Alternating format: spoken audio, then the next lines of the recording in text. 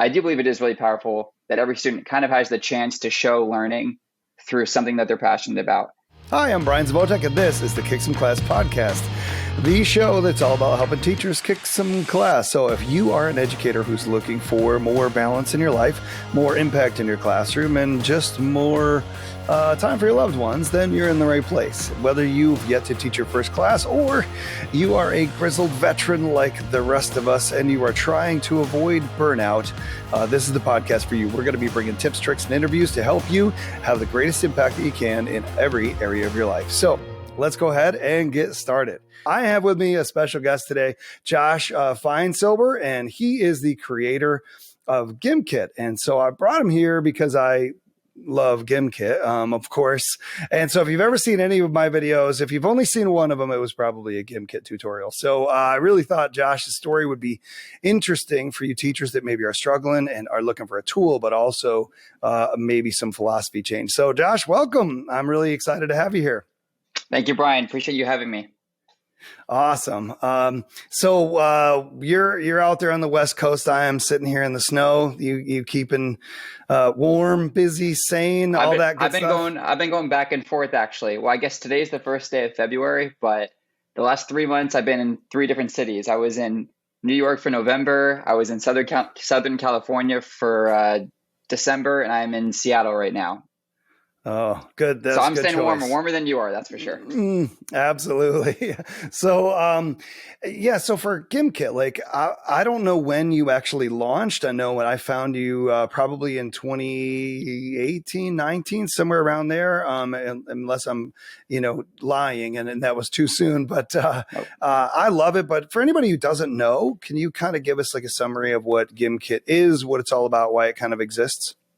Sure. Well, you're totally right. I launched it at the end of 2017. So 2018, 2019 would be totally fine.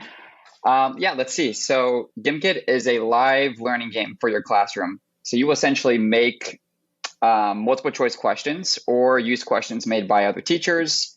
And then what we do is we turn those questions into a bunch of different games. And we try to take kind of gamification to the next level. So you might be familiar with some of these already. And I'm not sure if we'll go into the background of it, but I used to play like Kahoot in class and I love playing Kahoot. So that was my inspiration. So taking that, wow. And what I try to do is kind of take it to the next level in terms of gamification. So if you go to our site, you'll find a ton of different game modes. You've made a video about a bunch of them. And that's kind of what we try to do, right? Is to take your content, make it super engaging and fun for students to play. And then at the very end, you get data back about, right, what students are getting correct, incorrect, all that sort of stuff. Right. It's funny because, going to Gimkit now for a couple of years, I don't ever read the website. I just log in, right? Because I'm there for a purpose. And of course that landing page serves a purpose. And so I went back to read it yesterday and I came across this line right at the top and it says, you thought about the kind of game that you would want to play in class. And I just thought like, that is exactly the mindset. I mean, it wasn't coming from, I'm in my late 30s, I'm 47. So it wasn't coming from somebody like me, who had Jeopardy literal cards stuck to the board that we pulled out of or a library packet, Wow. That's how we played. And so I think that's a really cool thing. And can you talk a little bit about where that, I don't want to lead you too much because sure. I read a little bit of the story, like where that mindset came from. Yeah, sure. Well, all right. I'll try to do like a somewhat quick version, but starting in 9th grade, I went to a traditional high school. So, for my first year of high school, I went to traditional high school and generally I didn't enjoy it too much. I was pretty unengaged. I kind of like with my teachers towed the line, like got close to it in terms of what would get me in trouble and not, just to keep myself entertained. But some of the times I was really engaged in class was when we played games. So we played Kahoot and we played Quizlet Live in class. And when we played those, I would be super engaged and really into what was going on, regardless of what content was, regardless of the content. And if it was a class I was not too good at, like I was engaged. Right. So there was that. And then a new school opened up in my district starting in 10th grade. And it's a project-based learning high school. And it's essentially the opposite of everything you can imagine when it comes to traditional high school. So no grades, no classes. We call our teachers by their first names. 2 days a week, we don't go to school at all. We go to an internship at a business or organization, so complete opposite. And at that school, we do all of our schoolwork via projects, and as the students, we get to decide what those projects are. So to try to sum up things really quickly, I was finishing up I went to the school and I was finishing up my first year there, and I'd been learning how to code, and I wanted to work on something that would really challenge me. So I thought, all right, let me make something that I would actually want to use. And so I thought back to traditional school, where I used Kahoot, Quizalive, loved using it, and thought, all right, what would be my take on it? What would be the game I'd want to play? And that's kind of how it started. That's awesome. So, looking at it that way, was this not, because when I went through PBL training, and I'm actually a PBL coach in a traditional, environment. So any teacher that wants to do something crazy, maybe off the books, then I'm the shiny guy they call, to kind of help them do that. And I noticed that teachers are really reluctant to step into that because it's so foreign to what they know. But on the gamification side, is that something outside of your project that was ever part of PBL? Like that? What do you mean? What do you mean by review? I can't think of a time like going through a project with my students. I did a couple of them where we reviewed. I think it was more like we had the protocols, like you do the gallery walk and the fishbowl, and you'd have that peer feedback, the teacher feedback, but really not review. So Yeah, it's totally interesting to me that, that you still saw that not every kid had the experience you had. Is maybe a roundabout way of asking. I don't know if I asked a question. No, totally. No, it was really interesting because of the nature of my school. Gimkit is a tool that just couldn't be used there because we don't have anything to review, because it really is. It's 100% project based. We have some options for traditional classes if you want to try to get those for college credits, but in terms of just what's required to graduate from the school, there's no traditional classes, no traditional curriculum. So there wouldn't be anything to review, right? Because all the work is projects. So it was kind of interesting because when it first launched, I couldn't get feedback from the teachers at the school trying out in their classes because there's no need for it, right? So it never found its place there, right? Of course, because it's just projects. So it's been schools that have, obviously that more traditional. So how did you do like your alpha beta testing? Did you literally shop this out to friends that were still in public school, or? I did originally. I mean, at first I didn't by the time I got to the first version, for the most part, it's just been like my vision of it, and I hoped that it would work. Right. And after that, there was like a teacher or two that I sent it to. The teachers at my school knew some teachers at other schools, and they helped me send it to a few of them as well. And then I posted it online in a place or two, and it just kind of started growing really, really slowly from there. But it was like probably 10 teachers using it. That was more than enough feedback to just kind of see how it was going and improve things and fix this, change this. That was enough. 10 was more than enough at the time. So I'm gonna ask because I'm curious. You said you could take classes to get college credit. Did this ramp up so fast that college became a non-issue for you, or did you go? I'm curious. It was close. So I launched this. I launched Gimkit at the start of my junior year, and really for almost my entire junior year, it barely grew at all. So, almost no one was using it. And then around the end of my junior year, it started getting more popular, like around April, May. But then there was the summer. So I was like, I'm not really sure what was going to happen. I was planning on trying to figure out what to do for college, but I didn't have to figure out yet because I was still a junior. And then my senior year starts, and kind of where my junior year left off, it picked back up. So it was kind of continuing that trend of getting a lot more popular. And then the question started to become like, okay, could I possibly work on this outside of high school? I had to kind of make a decision by the day I'd have to apply to colleges. And after the first few weeks of September, it looked like, okay, I could. So that's kind of the path I went down. I committed to doing that. I was still kind of unsure, but I committed. I never actually ended up applying to any colleges, but I did a lot of research. I got very close, never ended up applying. So it kind of came down a little bit to the, you know, last second, so to speak, where I was just Hmm. trying to figure out if Gimkit would be big enough to support myself working on it post high school, or if I needed to maybe just work on it on the side going to university. Right. It ended And up how was I that was from able. your parents' side? How was that conversation? Yeah, they were obviously skeptical at first. I mean, so was I, right? Because like I didn't, I wasn't necessarily particularly excited about university, especially after going to my high school where I was given Right. so much freedom and had to go back to, so much traditional school I Absolutely. wasn't looking forward to. But I was planning on it. So it was kind of a surprise to both of us. And we were both just kind of like, we'll see. We'll just see if it makes sense. And right, we kind of made a list of, all right, where do I need to be? And not just Yeah. financially, but in other areas in order for me to like say, yes, I'm going to skip on university and go right to doing this. And, eventually we got there, but of course it was a process and a lot of uncertainties. Absolutely. Yeah. So I'm kind of in this weird, I don't know, at times I'm like a heretic, in the middle of a traditional education where I kind of want to break out, and I'm starting to see, like grades, like I've got like this manifesto, grades aren't feedback. Homework isn't practice. The real world is not what we're saying, isn't college.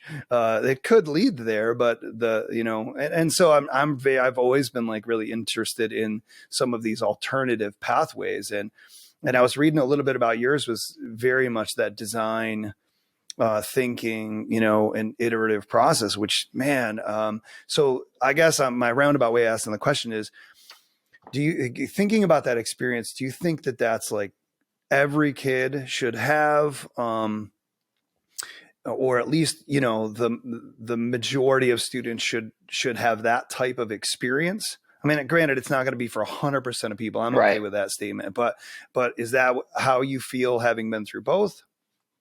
That's a good question. Yeah, it really is kind of well, I think every student should at least be given the opportunity to try it. I think that's the first thing. Try doing something on their own. Whether or not they should continue doing it, I think really depends on the student. But I do believe it is really powerful that every student kind of has the chance to show learning through something that they're passionate about. What Yeah. I saw on my end, so what I saw on my end going to my school, it's a very small school, and this is a public school, by the way, too, like not a private school Yeah. either, was especially for these students that had been so used to traditional school for so long, and they get put into this school. It was so different, and a lot of students struggled at my school. They struggled to try to figure out how to, like, what to do with all this like new power, essentially, right? They have so much power over their Right. education, and you're so used Right. to when you're going through school to not like, right, you have your set formula and you don't really make too many choices. Now you're given so much choice. It works better for some students. It happened to work better for me. It doesn't work well for others, and they need more structure. Right. So I do think every student should be given the chance, because I think it's really powerful when you give students those chances. I would have never been able to make Gimkit if it weren't for that. On the other end, Right. there are students that just need a lot more help trying to figure out what to do with it. Yeah. Yeah, yeah, that seems pretty fair as well. I mean, you had mentioned your internships, so that's something that, oh man, I think I've been saying this for like 15 years. Like, we need to get industry, business like that, the real world, literally invested and involved with, because they're the end user, them, and the student themselves, the family, and business is the end user, right? So what internships? I mean, you don't have to say names, but were they all in the computer science kind of field for you? Yeah, so before I started on Gimkit, I had one internship at like a very small tech startup here in Seattle. It was like me and 4 or 5 other people. And that, I mean, I talk a lot about the projects, but the internship was really a super important piece. If it wasn't for that internship, I would never have had the skills to actually make Gimkit. Because when I started building Gimkit, I'd been coding for less than a year. Mm-hmm. And it was my internship. I had a mentor in my internship, and he really helped me improve my engineering skills over the course of that first year coding. Because when I started there, I was coding for like 3, 4 months. and they took a huge risk in bringing me on and helping me grow my engineering skills. Wow. But they helped me so much because I was actually working on their product. So I got to see not what it's like to just like build something completely yourself, but what it's like to build a product that is connected to all these things. And then as I kind of continued building the first version of Gimkit, there were so many unknowns that I could go to my mentor about. Like I had no idea how to even, all right, I make a website. How do I like actually put it on the web and connect it to a domain and get people to use it? And is it set up correctly? Is like, am I doing something wrong from a security side here? I was able to ask my mentor all these questions and get that help. It was so helpful. And I'm still super grateful for, you know, my mentor and that company for bringing me on and taking that risk at the time, because it was just super important for my growth. Right. Yeah, man, that's really cool. I mean, so It is there a is. part of this like that internship also gave you like an eyes wide open experience to entrepreneurship? And so did that like scare you, or was it like, oh man, I think this is like, was that a draw? Does that make sense? Like it's Sure. just coding's not not the same as running a business, Right. particularly one that's, you know, trying to push into education, which is highly competitive. Totally. Yeah. Actually, this business, they've since been acquired, but they were like mainly in education too. So kind of worked out that way as well. Anyway, to answer your question, it's kind of a sort of. So I think it's kind of a combination of multiple factors. My dad, like basically ever since I've been born, he's run his own business. So that's just been obviously having that close to home is an influence. And then when I launched Gimkit, I wasn't planning on having as a business. It really was just the goal was it for just to be a project for me to improve my engineering skills. So I didn't plan on it being a business. It just kind of accidentally happened that way. When I launched it, it cost me some money to keep it running. So I just made like a premium version and put a price on it. That price has remained the same to this day, and it just so happened to become a business. So I wasn't necessarily planning on it, and it just over time kind of just became that way, I guess. That's crazy. Yeah. So just trying to cover your bases, and then Exactly. enough people paid for it that, hey, we're in the black here. Exactly. That's cool. So I was thinking, you know, it's like a lot of times people think our life is going to be an A to B, right? Like we see B, we're at A, straight shot, and that's just never the case the way it works. And so along the way for you, obviously B wasn't where you are now, wasn't even really in the plan. So as you move toward that, like what's something that was really maybe unexpected that kind of you never would have guessed to happen besides it becoming, you know, like your entire world at this point in your life? Well, I think, I mean, in terms of unexpected, there's been tons of things, but I think the most impactful one was like, and I think that changed everything. Like, I don't think I'd be here today talking to you about Gimkit if it wasn't for this. Was shortly after I launched Gimkit, I posted on one or two sites, and this dude from Seattle reaches out to me and is like, "Hey, you know, I really like what you did here. I think it's really impressive. It's super cool. You did it as a high school student. You know, I mentor small businesses for my job. If you ever need help with anything, let me know." And you know, I thought it was just like kind of like one of those spam emails. You know, they send out to a bunch, but it was personal enough where I'm like, oh wow, this person actually wrote, and they're in Seattle. So we started talking a little bit, and then eventually we just started working together a little bit. And he was helping me out for free just because he loved what I was doing and that I was doing this as a high school student. And his expertise was in business. I had no clue about this world, right? I'm like, I'm focusing on the engineering stuff. This business is just so I can keep the servers running. I have no plans on making this an actual business. But he helped out for free for an entire year just because he wanted to. And so it's Jeff. Jeff is now business co-founder. He's been with me basically ever since the beginning of Gimkit. And the main thing that Jeff did is when I first launched Gimkit, I was really excited to try to share it with everyone because I'd been working on this for like 5 or 6 months, which is the longest I'd ever worked on something. And I just wanted to go share it with everyone. But the product was really immature at the time. You know, basically everything, you know, Gimkit is today, it wasn't there. That wasn't there at the time. And he said, all right, let's slow down. We've got like these, 10 teachers using it. Let's continue. Let's go through the feedback cycle with them. See, what they want, what's Yep. missing, and let's just do that. I'm like, all right. I didn't want to, but I said, all right. And that's why for a long time, it didn't grow at all because we were just slowly improving things over time. And then eventually at the end of my junior year, it started to pick up. But if I hadn't done that, I think I would have been trying to like market and spread, Yeah. not an unfinished product, but a very bare bones product. So because of him, I was able to get that business help like from the beginning, and also to learn how to talk to people using Gimkit, get feedback, and improve the product, which, right, we still do every day to this day.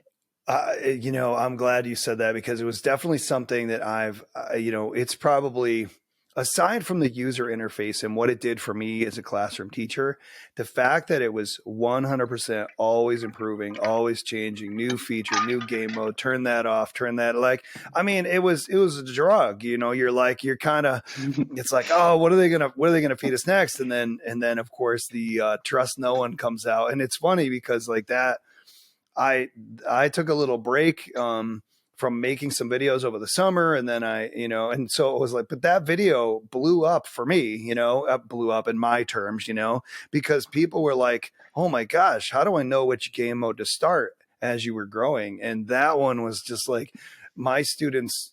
Just the music alone, it was like, Oh, really? The it music? was so much fun. Like just that suspenseful kind of, well, it's music, I guess, sound effects, but the fact that you were always innovating and improving and kind of responding, even like on Twitter, people are like, this is going wrong and you're right on it. I thought was really cool, so that kind of brings me around to Fishtopia. So I went in and I was like, oh, okay. So this is you don't have to answer this question, but I'm going to ask it Sure. anyway, which is this where trust no one is going? Because the first time I played Fishtopia, I'm like, oh, now I can see the little dude, going around the Right. screen.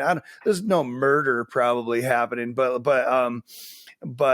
it was, I can see that going into that 2D world could open up a lot of ways to kind of remix old projects and refreshen them and make them new again. So Totally. All right. Yeah. So to answer your question, right now, we don't plan on bringing like trust no one into that 2D environment, but we've got tons of ideas for different new modes that we want to make in that 2D world. We yeah, were like that Fishtopia was, we were really unsure about how it was going to go because there never really had been like a game like that in the education space. Prodigy is kind of one, but in terms of everyone together at the same time reviewing, hasn't really been anything like that. So we were unsure about how, if like we're like first graders going to get it, how to like move the character yeah, around and do all these new interactions. So we were unsure about that. We were unsure about if it was possible from a technical standpoint, because really behind the scenes for Fishtopia, it's like a more traditional online multiplayer game, given that there's right, characters and interactions and physics. right. So we're like, can we make this happen? There are so many unknowns, and we're still figuring out some of them, but we figured out most, luckily. And so we just want to do more with it. Yeah, So in terms of bringing Trust No One, I think we could do it someday, but it's not currently in our plans. We're working on yeah. another mode right now in that 2D world that we're really excited about. But you can definitely expect more in that 2D space.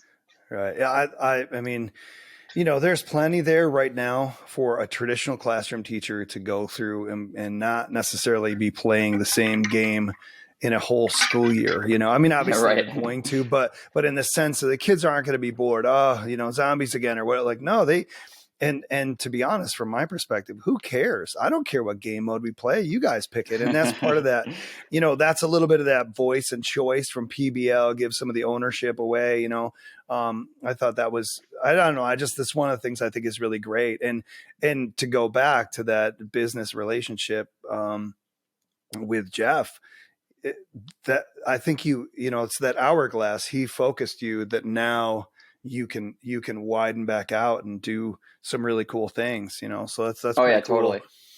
I mentioned this, at the beginning when we were sort of chatting, and that my focus is really towards teachers who are frustrated and burning out. And I know that there are tons of teachers that are like overwhelmed and using Gimkit because the kids love it.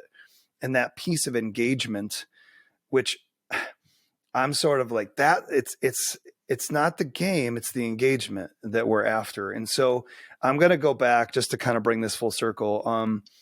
do you think that the teachers that are burning out in a traditional sense would be at the same place if they were operating in a PBL world? And I know that's a loaded question, and I Yeah. have I don't know, like I'm kind of like, maybe it's like, I hate to say you're doing it wrong, because I'm not, there's no accusation that it's your fault. This is rough right now for teachers, right? But Yep. there is a point of this, that if we could do things differently. And so I don't know if you have any thoughts on that from your experience in school as a student. I mean, I can only give my experience from this very, on this very far side of the spectrum, which is full PBL, right? Whereas it's most likely going to be a mix. So to give a little bit more context, in my school, we had every student had someone called an advisor, and we had an advisory. An advisory was basically like a homeroom. It would be mixed grades, but that advisor would be someone that would be like the main teacher, adult in the school building that would be responsible for us over our 4 years at that school, or 3 years, since I started a little late. Wow. And that person is responsible for helping you with all the things individually. Like, there's a structure to how we have to do our projects and make sure we do things in math and social studies. So our advisor is there to help us make sure we're getting all of those. Our advisor is there to help us find our internships, stuff like that. So from the advisors I've talked to, it is a really hard job, because it's not just about necessarily teaching. It's a very relationship specific job, from what I heard from them. Because for each of your students, you're having to manage their interests, their learning, their things that are going on personally with them and their families, as well as, their traditional education. And you're having to do that for us, it was like one advisor for every 20 students, roughly. 20. Okay. So I heard from them that they said, oh, this is a much harder job than when I was a traditional teacher. These are all traditional teachers before all these advisors. So others, they thought it was a little easier. A lot of them just loved it because it was unlike anything they had ever done before. Yeah. But to answer your question, I don't quite know, because a lot of them said it was really, really difficult to do all this. But it's on it's all the way on this side of the spectrum, which is everything PBL. Right. Somewhere in between, I don't quite know. And I don't think I have the experience to say so. I can just kind of speak from what I heard from the advisors when I was at my school. Yeah, that's interesting. So, I'm not necessarily fishing for a way to get myself to work with other teachers to do this. And what I've seen is totally a mix, So I did a robotic hand project with my students with Lego Mindstorms, and, it was cool. It was a ton of work to get it ready.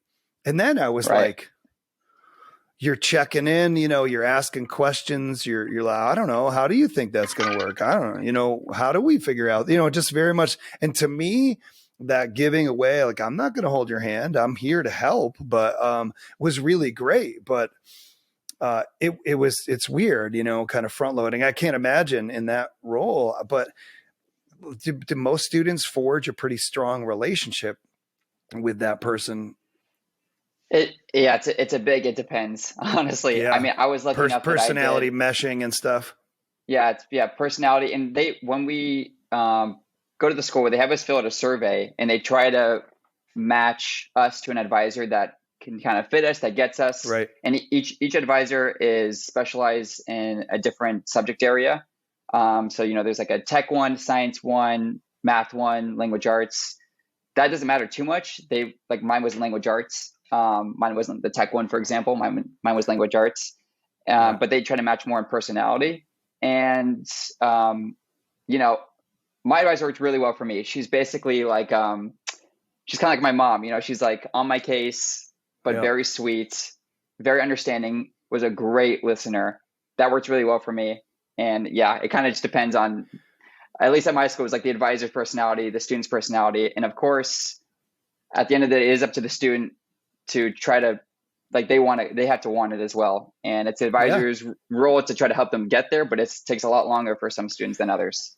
Well, and I think that's a point that in the midst of all of these alternative pathways, and I'll call them that only because of the mainstream traditional education, Yep. is that you still have to want it. And I think there's a part of it though, that when you engage students in something they care about, that's where they get that intrinsic motivation. And if they don't, then it's hard, you do have to want it. So yeah, it's really cool. So, anything from Gimkit that's coming down the pike you want to tell us about or pitch? Sure. Well, I mentioned that in the 2D world, so if you played Fishtopia, there's a lot more coming in that. I guess I'll say what kind of mode we're working on right now. So we are working on a game that's kind of a spin-off of Tag right now. So that's what we're working on for our next mode. And you can see how you can be running around in this 2D world playing Tag, but different version of Tag with some twists. So that's what we're working on right now. Pretty fun working on that. And yeah, beyond that, I think you can definitely expect a lot more with kind of what we started in Fishtopia, where you'll have characters interacting in this 2D space and all of that kind of connected to your content. So we don't plan out too much in advance. Like we've got that, and then I don't know what the next thing we're working on is. So that's all I literally can say. That's what we're working on right now. Hopefully, we'll get it out. Hopefully it's possible. Awesome. There's some technical things with that, but we're trying. And yeah, that's what's coming up. I love it. So that's the next challenge, right? It's just level up. You're leveling up yourself as well too. So that's really cool. Well, Josh, thanks so much for coming on.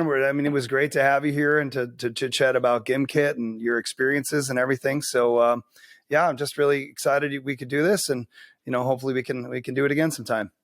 All right. Thanks so much, Brian. All right. Take care. Well, that does it for this episode of the Kick Some Class podcast. We hope that it helps you maximize your impact in class, have more time for your loved ones, and have more balance in your life. So if you know somebody who's going through it right now and this episode really could benefit them, I don't know why I was still stuck in my cheesy announcer voice, but I was. Go ahead and send that to them. If you've got an idea for an episode, drop that down in the comments, or a person you think would be an awesome guest on the podcast, please do that as well. And hit that like button, and we will catch you guys next time. Until then, kick some class.